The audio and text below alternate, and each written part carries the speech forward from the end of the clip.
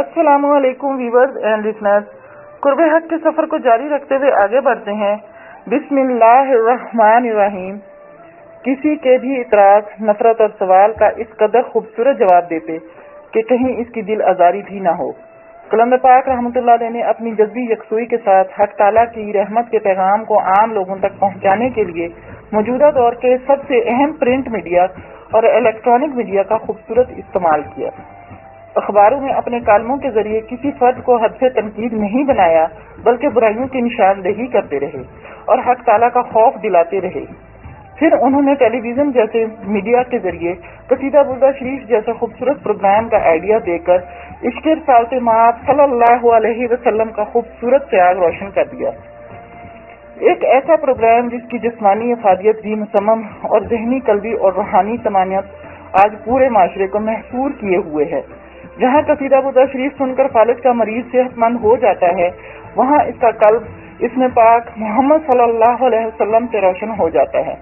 आज हर गली, मोहल्ले, स्कूल, मस्जिद, रेडियो और मुख्तलिफ टीवी चैनल से आने वाली कसीदा बुर्दा शरीफ की आवाज कलम पाक रहमतुल्लाह अलैह के इश्क की यकसुई में तसलसल की मिराज है।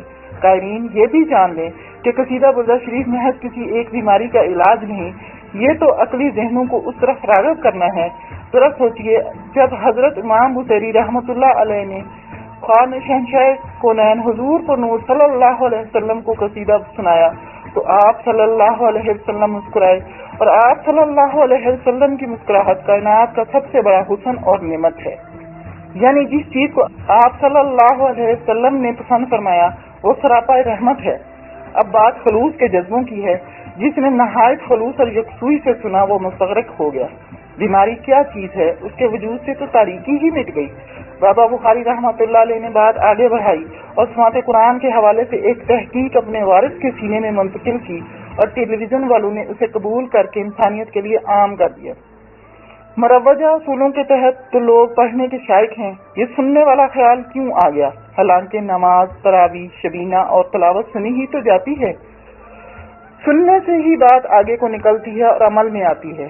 जैसा कि कुरान पाक में अल्लाह पाक ने जिन्नात के बारे में फरमाया, इन जिन्हों ने कहा कि हमने एक ऐसा कलाम सुना है जो बीमार दिलों को राह हक की तरफ मोड़ने वाला है। हजरत उमर रजी अल्लाह तआला अन्हा से लेकर मुतअद्दिद सहाबा कराम रजी अल्लाह तआला अन्हा और औलिया कराम कुरान पाक सुनकर महसूर व मुस्तगरक हुए और रोशनियों के सफीर बन गए। हम सब अच्छी बातें भी करते हैं, अहादीस भी पढ़ते और सुनाते हैं, कुरानी आयात को न सिर्फ पढ़ते हैं बल्कि उससे सवाब का महरक भी समझते हैं। लेकिन हमारे ज़ाहिर व बातिन का फर्क हमारे अंदर बेसुकूनी को जन्म देता है और हम मायूसी, बेबसी, बेसब्री, नाशुक्री और न जाने ऐसे अनगिनत मनफी सोचों और रवैयों के गर्दार में फंस जाते हैं और अपने दीगर भाइयों को नुकसान पहुंचाने के अलावा अपनी जिंदगियों का लुत्फ खो बैठते हैं। हम हमेशा दूसरों को किसी भी खराबी के लिए मोर्द इल्जाम ठहराते हैं और यूं एक दिन फितरत के कवानीन में हमें जिल्लतों में धकेल देते हैं और माशरा जिस्मानी तौर पर बीमारियों और जहनी खलफशार और कल्बी बेसुकूनी के साथ इबरत की निशानी बन जाता है। हम मादा के जरिए बेसुकूनी को दूर करना चाहते हैं, दवाइयों के जरिए सोचों का इलाज करना चाहते हैं और मुसलसल नाकामी हमें जादू टूने में उलझा देती है।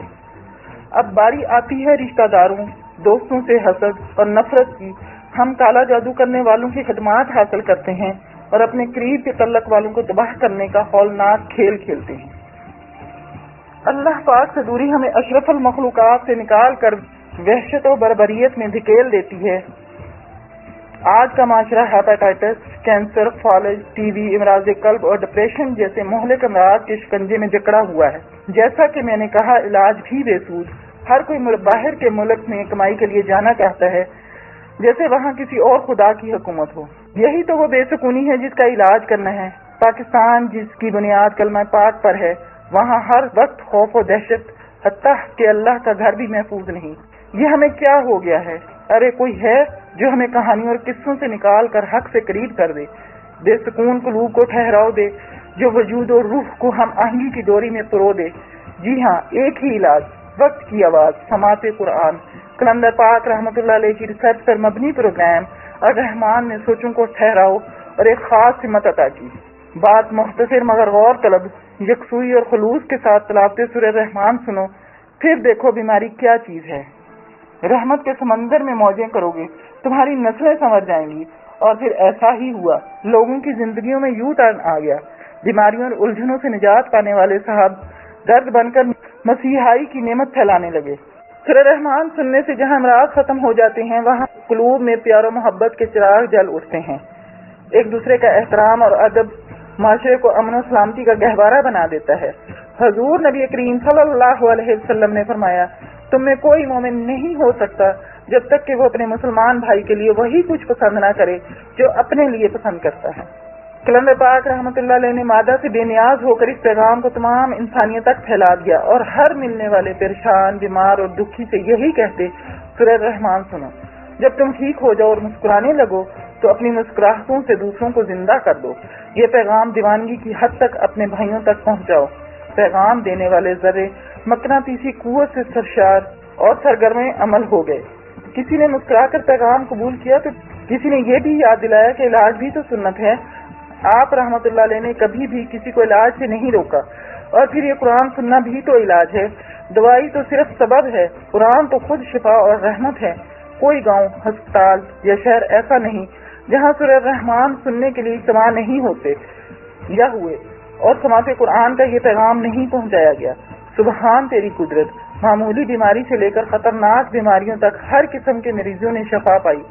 کلندر پاک رحمۃ اللہ علیہ نے بدنامی اور مخالفتوں کے سمندر میں رہ کر خوب تیراکی کی اور اپنی یکسوئی کے تسلسل سے ایک گہرے مقصود حاصل کیا، جس نے معاشرہ میں بے بسی اور مایوسی کا طلسم پارا پارا کر دیا۔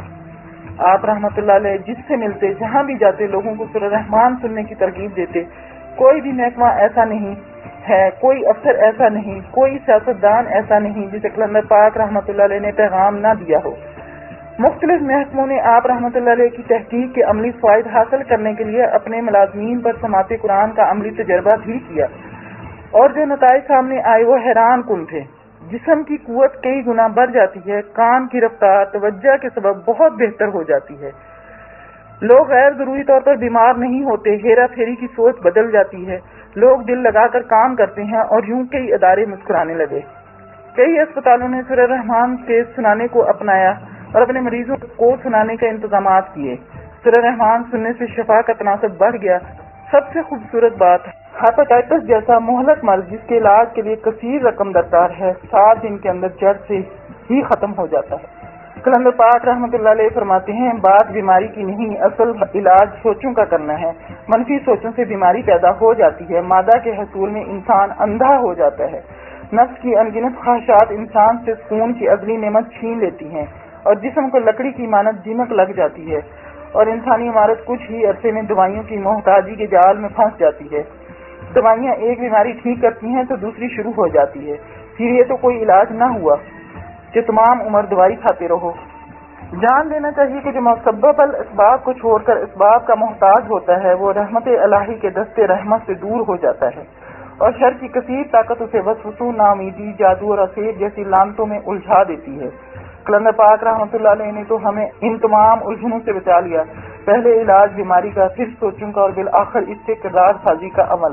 ایک اچھی سوچ ہی معاشرے میں فعال کردار ادا کر سکتی ہے۔ جس کو یہ راہ ملی، کبھی اس سے جا کر پوچھو، شک نہیں کرنا، کر کے دیکھ لو، آزما لو، خود بھی سکون حاصل کر لو اور اپنی نسلیں بھی بچا لو۔ غور کرو کہ ہم سے پہلے کتنے پیدا ہوئے اور تہہ خاک ہو گئے۔ نام کس کا زندہ ہے؟ جی ہاں، صرف اس کا جس نے دلوں پہ حکومت کی، مردہ قلوب کو زندگی دی۔ قرآن پاک کا ہر حرف شفا ہے، نور ہے۔ جب ہم شفا کی بات کرتے ہیں تو یاد رکھیے، موت بھی شفا ہے جو سکون سے آئے۔ شفا کا مطلب صرف بیماریوں سے ہی نجات نہیں، بلکہ ہر بدبختی اور نحوست سے نجات ہے، اور قرآن پاک کے ہی صدقے یہ پاک کلام ہمیشہ قائم رہنے والا ہے۔ لہذا سورہ رحمان کو سنیں اور ہر قسم کے شر سے نجات حاصل کر کے رحمت الہی سے قلوب و ذہن کو منور کریں۔ ویورز، آج کے لیے اتنا ہی، انشاءاللہ اگلی ایپیسوڈ میں ملاقات ہوگی۔ اللہ حافظ۔